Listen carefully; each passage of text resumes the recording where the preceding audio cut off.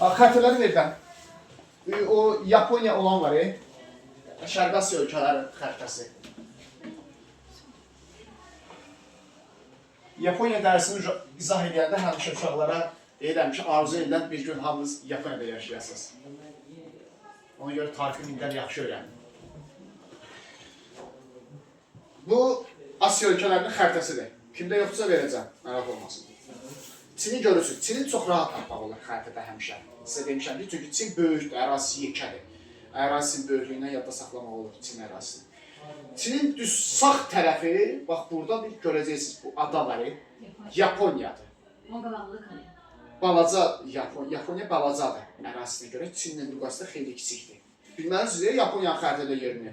Düşür ha, Yaponiya tarixini biz 2 dəfə keçəcəyik, bir də müasir dövrdə keçəcəyik. Çin, Yaponiya, bir də bu ikisinin arasında bura var, görürsünüz boz rəngdə. Koreya. Koreyanı da bilməlisiniz. Çin, Yaponiya, Koreya. Çünki Koreya tarixində keçəcəyik, müasir dövrdə. Deməli, Yaponiya düz Sakit Okeanın mərkəzində yerləşir. 18-19-cu əsrdə Çindən qonşuluqdadır, amma ada ölkəsidir. Yəni, okeanın ortasındadır. 19-cu əsrə qədər Yaponiya elə də çox inkişaf eləməmişdi. İnkişafdan geri qalmışdı. Yaponiyanın əsas inkişafı 19-cu əsrdə başlayacaq. Bu dövrdə Yaponiyanı bir sülalə idarə edir. Tokugawa sülaləsi. Bir neçə dəfə desəz, adı yadınızda qalacaq. Tokugawa nəsli. Belə məcbur deyil adını bilmək. Düşmür. Yəni, variantlarda görürsünüz, prosto bilin ki, kimdən söhbət gedir. Bunda bir hökümdarı var, Mutsihito. 15 yaşı var idi özü taxta çıxanda. Tokugawa sülaləsinin hökümdarı Mutsihito'nun dövründə Yaponiya sürətlə inkişaf eləməyə başlayır. Öz regionunun ən güclü dövlətinə çevirir. Onda ortaya sual çıxır. Niyə Yaponiya birdən-birə bu qədər sürətli şəkildə inkişaf edir? Çünki 1868-ci ildə burjua islahatları keçirilir. 1868-ci ildə Yaponiyada burjua islahatları keçirilir. Yaponiya bu burjua islahatlarından sonra çox sürətli bir şəkildə inkişaf eləməyə başlayır. Burjua islahatı nədir uşaqlar? Burjua islahatı nədir? Bu məsələyə toxunmalıyıq. Yadınıza gəlir, feodal var idi. Feodal kim idi? Varlı. Hansı dövrdə? Feodalizmdə. Feodalizm dövründə biz iri torpaq sahiblərini feodal adlandırırdıq. Varlı şəxsləri. İndi isə kapitalizmdə 19-cu əsrdən sonra kapitalizm yaranmağa başlayır. Kapitalizmdə isə biz həmin şəxsləri kapitalist adlandırırıq və ya burjua adlandırırıq. Biz nesinə nə yəni burjua? Kapitalizmin yaranması deməkdir burjua islahatlarının keçirilməsi. Uşaqlar, yadda saxlayın, Yaponiya olsun, Azərbaycan olsun, İngiltərə olsun, dünyanın hər yerində burjua islahatları keçirilir, düzdür? Avtomatik nə olacaq? Burjua islahatları kapitalizmin yaranması deməkdir. Kapitalizmdə insan azadlıqları var. Deməli, insan azadlıqlarına bağlı islahatlar keçiriləcək burjua islahatlarında. Bu hər yerdə belədir. Burjua islahatları keçirilirsə, deməli, insan azadlıqları formalaşmağa başlayır. Məsələn, qadın hüquqları, insan azadlıqları içində qadın hüquqları ortaya çıxmağa başlayır. Məsələn, pedaqoji məktəblər açılır qadınlar üçün. Pedaqoji məktəblər açılır. Qadınlar təhsil almağa başlayırlar. Diplom sahibi olmağa başlayırlar. İstehsalatda iştirak eləməyə başlayırlar, işləməyə başlayırlar. İkinci növbədə nazirliklər yaradılır. Yaponiyada, Avropa nümunəsində. Məsələn, Xarici İşlər Nazirliyi, Daxili İşlər Nazirliyi. Kim deyər, Osmanlıda kim? Səlim. Yox. Mahmud 2-ci Mahmud. Osmanlıda 2-ci Mahmud idi nazirliklər yaradan. Yaponiyada Səlim səhvli yapmış. dövründə yaranacaq. Nazirliklər yaranır Osmanlıda.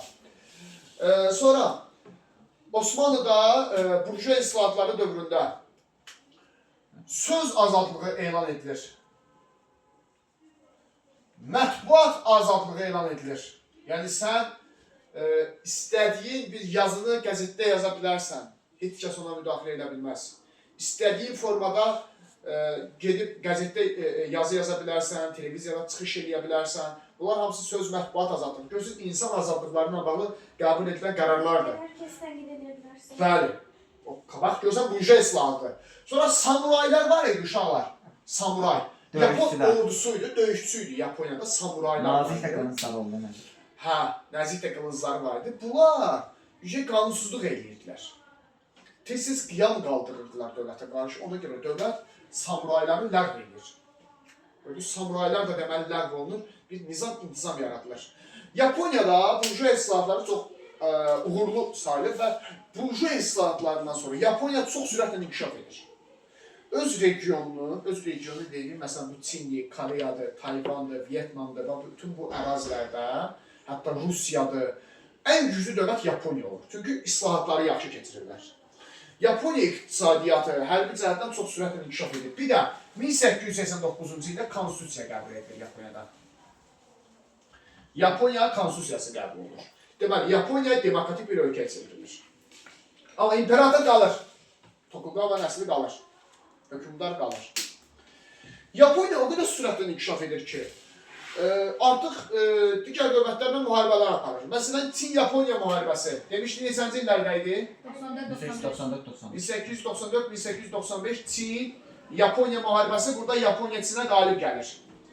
Koreya adasını və Tayvan adasını ələ keçirir. Sonra Yaponiya sürətlə inkişaf edir. 1904-1905 Rusiya-Yaponiya müharibəsi olur. Ən vacib hadisələrdən biri. Yaponlar da artıq burada. Düşünün ki, uşaqlar, Yaponiya tarixinin ən böyük qələbələrindən biridir Rusiya-Yapon müharibəsi. Rusiya imperiyasının görün ərazisində boyladı. Hələ o dövrki Rusiya indikindən də böyüdü. O dövrki Rusiya buralar da daxil idi. Rusiya dünyanın ən böyük ölkəsi idi. İndi də elədi, ərazisinə görə. Bu boyda Yaponiya. Yaponiya Rusiyanın darmadağın edir. Rus-Yapon müharibəsində bəlkə bir 200 dəfə böyükdür Rusiya ondan. Yaponiyanın darmadağın edir, Rusiyanın darmadağın edir Yapon qüvvələri. Görün, Yaponiya o qədər sürətlə inkişaf edir burjuva islahatlarından sonra. Bir də Yaponiya İngiltərəyə dəstək vermişdi Ruslarla müharibədə. Burada döyüşlər var. Ruslarla Yaponlar arasında. Adlarını bilməlisiniz. 1904 Liaoyan döyüşü. Liaoyan. Sonra 1905 Port Arthur qalası. Port Arthur qalasında Yaponlar qalib gəlib bu qalanı ələ keçirirlər. Bir də var 1905-də Tsushima döyüşü. Bu həlledici döyüşdür. Yaponlar qalibdir. Burada da hamısında Yaponlar olur. Üçündə də Yapon qalib gəlir. Bu döyüşlər üçündə də. Liaoyan döyüşü, Port Arthur döyüşü, Tsushima döyüşü. Hamısında Yaponlar qalib gəlib 1905-də Ruslar ağır məğlubiyyətə uğrayır. Rusiya tarixinin ən ağır məğlubiyyətlərindən biridir. Rusiya özündən qat-qat kiçik bir ölkəyə məğlub olmuşdu. Bu müharibənin sonunda. Və 1905-ci ildə Portsmouth sülhü imzalanır. 1905-ci ildə Portsmouth sülh müqaviləsi imzalanır. Amerikanın şəhəridir Portsmouth şəhəri. Portsmouth sülh müqaviləsi imzalanır. Portsmouth sülhünün şərtlərinə baxırıq. Ruslar məğlub olur. İki yana ada var. Bilirsiniz hansı adalardır? Var, 2 hərflə yazılır. Öyle burada Sakhalin adası. Görürsünüz də? Düz Rusiya ilə Yaponiyanın arasında bir Sakhalin adası var boz rəngdə. Həmin adadır. Bir də burada Manzuriya adası var. O bu tərəfdə. O tam düşünür. Bura bu tərəfdə. Onun sağ tərəfində. Manzuriya adası. Manzuriya. Adanın adıdır. Bir də Sakhalin adası. Bunlar Yaponiyaya keçir. Rusiyadan alınıb veriləcək Yaponiyaya. 1905-ci il. Rus-Yapon müharibəsi Yaponiya tarixinin ən böyük qələbələrindən biridir. Hətta Ruslar elə ağır məğlubiyyətə uğradılar ki, Rusiyada inqilab oldu. 1905-ci il Rus inqilabı olacaq. Ruslar o qədər ağır məğlubiyyətə uğradı ki. Çünki bu olur Yaponiya tarixi. Görürsünüz, balaca bir dərsdir, rahat mövzudur. Yaponiyada islahatlardır, Ruslarla müharibələridir, bir də qalib gəlmələridir. Çinə qalib gəlmələridir. Sonra bu oldu Yaponiya tarixi. İndi keçirik Şimali Qafqaz tarixinə.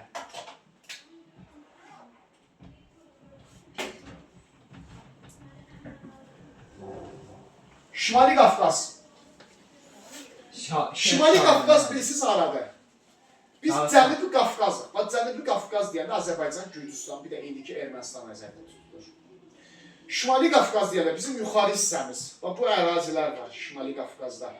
Bu indi Rusiyanın tərkibində olan Dağıstan, Çeçenistan, Tataristan, bilirsiniz oralar biraz şəriət ölkələri olub həmişə, dini ölkələri olubdur. Rusiya 19-cu əsrdə Şimali Qafqazı işğal etmək istəyirdi. necə Azərbaycanı işğal eləmək istəyirdisə, Cənubi Qafqazı, Şimali Qafqazı da işğal eləmək istəyirdi. Şimali Qafqazlılar da Ruslara qarşı mübarizə aparardılar. Rusiyadakı hərəkat müridizm hərəkatı adlanır. Müridizm. Şimali Qafqazdakı hərəkat Ruslara qarşıydı. Bu dində, bilməm bilirsiniz yox, cihad anlayışı var. Bəli. Onlar cihad elan eləmişdilər Ruslara qarşı. Şimali Qafqaz xalqları bunu müridizm adlandırırlar. Ruslara qarşı mübarizə. Elə bir kim ki özünü müsəlman sayılır, əlinə silah götürürdü, gedir Ruslara qarşı döyüşürdü. İndi düzdür, səhvdə o ayrı məsələdir. Yəni deyirəm ki, Şimali Qafqazların anlayışında buydu. O çox döyüşkan olurlar Şimali Qafqazlılar. Biraz düzdür, köçəri xalq olduqları üçün mədəni cəhətdən çox zəif inkişaf eləmişdilər. Məişət səviyyəsi olsun, dünya görüşləri falan biraz aşağı idi. Amma ürəkli idilər, döyüşkan oldular. Ruslar 100 ilə yaxın Şimali Qafqazı işğal edə bilmədilər. Bu müridizm hərəkatının gedişində iki rəhbərlər olubdular. Birincisi olur Şeyx Mənsur. İkincisi Şamil. Bir də olacaq Şeyx Şamil. Deməli, Şimali Qafqazların müridizm hərəkatının rəhbəri idi. Şeyx Mənsur, Şeyx Şamil. Şeyx Şamil daha məşhur şəxsdir. Şeyx Mənsuru öldürürlər. 1790-cı ildə bir döyüş var, Kuban döyüşü. Kuban çayı var. Kuban çayı sahilindəki döyüşdə Şeyx Mənsur öldürülür. Amma Mənsurun öldürülməsindən sonra hərəkatın başına keçir Şeyx Şamil bir müddət sonra. Şeyx Şamil hərəkatı davam etdirir. Amma Şeyx Şamil də məğlub olur, təslim olur. 1859-cu ildə hərəkatdan uzaqlaşır. 1859-da Şeyx Şamil. Şeyx Şamil məğlub olandan sonra hamının əhval-ruhiyyəsi aşağı düşür. Mübarizə zəifləyir. 1864 işğal olunur. Şimali Qafqaz tamamilə Rusiyanın tərkibinə keçir. 1864-cü ildə. Başa düşdünüz? Bir də Şimali Qafqazların Ruslara qarşı yaratdığı dövlət var idi, imamət. İmamət dövlət deməkdir, uşaqlar. Deməli, Şimali Qafqazlar özlərinə dövlət yaratmışlar, onu imamət adlandırırdılar. Həm Şeyx Mənsurun dövləti, həm Şeyx Şamilin dövləti. Sözdə oldu Şimali Qafqaz. Görürsünüz, kiçik, balaca bir mövzudur. Çətin bir şey yoxdur. Sualı qaldı kimdirsə, başa düşmədiyim. Onu qurarsan.